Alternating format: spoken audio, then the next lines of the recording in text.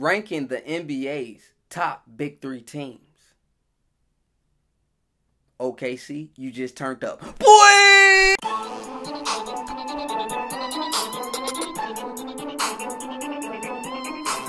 Welcome to another exciting episode of Skill. I'm your host, King Coopa J, and today we're going to be talking about the best big three teams in the NBA. Now, I'm not talking about just teams, right? I'm talking about if I was to pick three players, who will I have on my team first? That's what we're going for today, okay, guys? We're about to keep this thing lit. And also, what up to all my new subscribers? You already know what time it is. And always shout out to all my old subscribers. You already know what time it is. Fleck gang. You already know we in this thing. But anyway, let me just give you some facts on OKC's big three real quick. All right, so he's paired with Russell Westbrook, Paul George, and Steven Adams. Like, these guys is about to be really, real lit. But look, Russell Westbrook has not signed his Supermax contract yet for $207 million. That's due October 16th. And also, he can become a free agent. Melo can become a free agent. You know, he can waive some things. And then Paul George can become a free agent. But these guys will at least have 1 year together. Now, Russell can make a move and sign that contract. And you already know, Melo and PG will stay. Because why would you leave when you got it already in OKC? But anyway, let me just crank it up real quick. So, I got 7 teams on this list, right? So, I'm going to go backwards down to my 7th big three, right? And I'm going to throw in some subs just in case y'all can, you know, just to hype it up a little bit. San Antonio Spurs is number 7.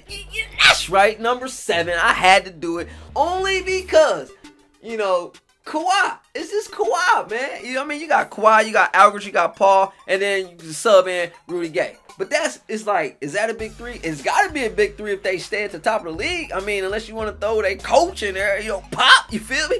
Put him a part of the big three. Number 6, we have the Boston Celtics. Now, you got Kyrie Irving, you got Gordon Hayward, you got Al Horford. That's their big three. And then you can sub in Jaylen Brown. You got Tatum over there.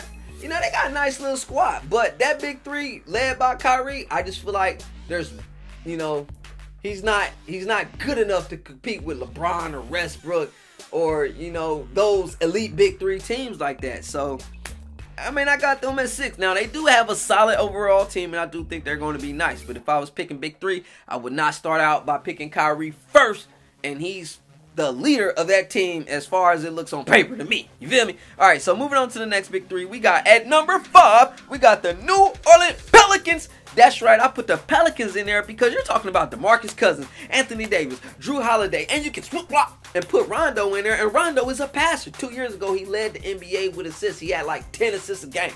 Like, come on. You have to put them in there. They got the 2 best big men arguably in the NBA, and a top 3 NBA player in Anthony Davis. Yes, I put Anthony Davis in my top 3. Dude's like 8'10", and he can shoot from damn near anywhere on the floor. So you already know what time it is. But let me know in the comment section, do you agree or disagree? Do you think New Orleans shouldn't even been on this list? Are they good at number 5? Moving on to number 4. This one's gonna blow you away. It's about to get saucy up in this thing.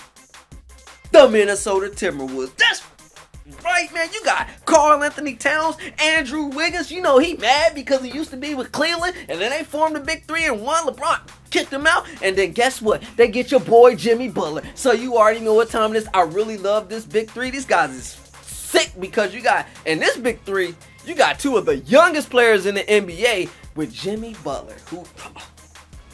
Man, it's about to be lit, man. Jimmy Butler is about to go so hard this year. Karl Anthony Towns, man, this team is about to go like super duper hard, man. Like, I really like this team, and I hope they can just really make some moves in the West. But anyway, moving on. Number 3, we have the Cleveland Cavaliers. And they damn near don't even have a big 3 anymore now that, you know, Kyrie is gone. But look, we're just going to replace him and add IT. So you got IT, and the reason why I say down there don't, because we don't know what's going on with his hip. Yeah, there's been speculation talking about, oh yeah, he's healthy, but we don't really know that yet. We don't really know. So they dropped on my list to number 3. You know, they could have moved up, but like I said, they're number 3. I mean, you got LeBron James. He down there make you number 1. And then you got Kevin Love, who's suspect. You know, he's supposed to have a breakout year this year because Kyrie gone, and then IT probably ain't gonna play most of the season. You know, he'll probably be back sometime around January, All-Star.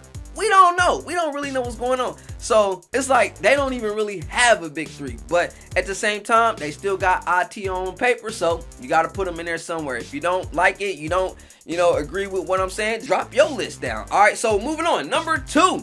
Whew, this is going to get tough. You know what? This is about to get so real. Before I even say this, just forgive me. Don't dislike me because of what I'm about to say. But number 2 is the Golden State Warriors. I don't care. I don't care. That's right. I do not care. You got Curry. You got Draymond. You got, Clay. You got Durant, man. Elite. They're number 1. They really got a big 4. But at the end of the day, on paper, if it was me,